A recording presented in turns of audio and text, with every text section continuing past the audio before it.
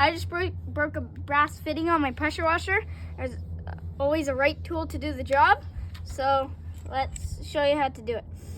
So what we're gonna do, just gonna screw this in like so, and then use this crescent wrench to go in. Hey, Paxton, where's your blue cheese? To go like this. Okay, and see how it's coming out? That's a good thing. Now, how you get this out, I don't know. But that's how you take out a brass fitting that is broken from a pressure washer. Peace.